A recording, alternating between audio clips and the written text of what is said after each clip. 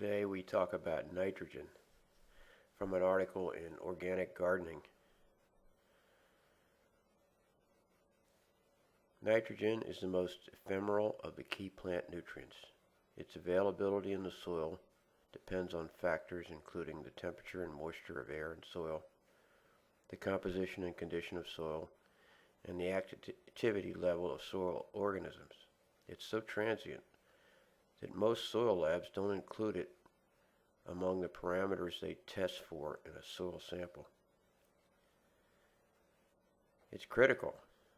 It's a fundamental part of chlorophyll. You remember that from elementary school.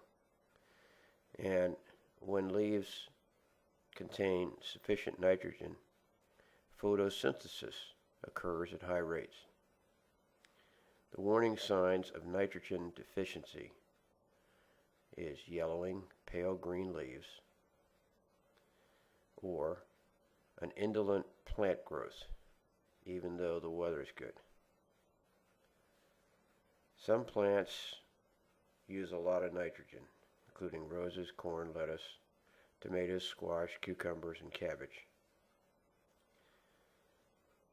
Compost alone does not provide an adequate supply for these plants.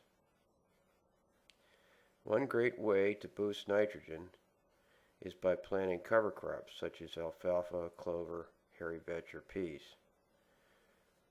They collaborate with soil bacteria to absorb nitrogen and deposit it in tiny root nodules.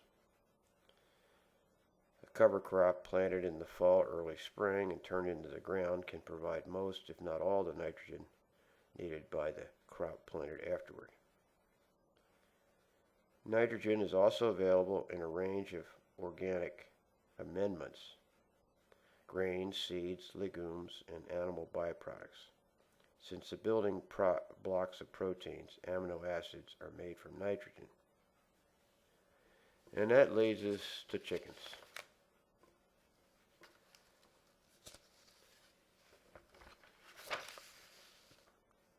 Chicken waste is fertilizer.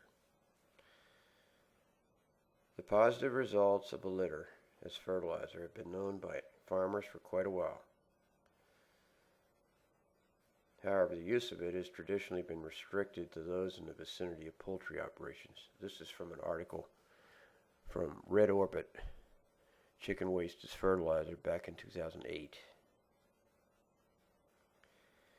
It's a fantastic alternative to fertilizer, said Kansas State University soil specialist Doug Shoup. Of all manure, it has the highest concentration of nitrogen, good calcium, good sulfur, and a bit of a liming effect. It's like Miracle-Gro. And if you remember your history, guano imports were big in the 19th century from Peru, bringing in seabird litter from the rocks there, and that was a lot of nitrogen from birds. We knew about chicken waste when we were growing up, but it hasn't been used as much. Something to think about as you put it in your garden. You got that right.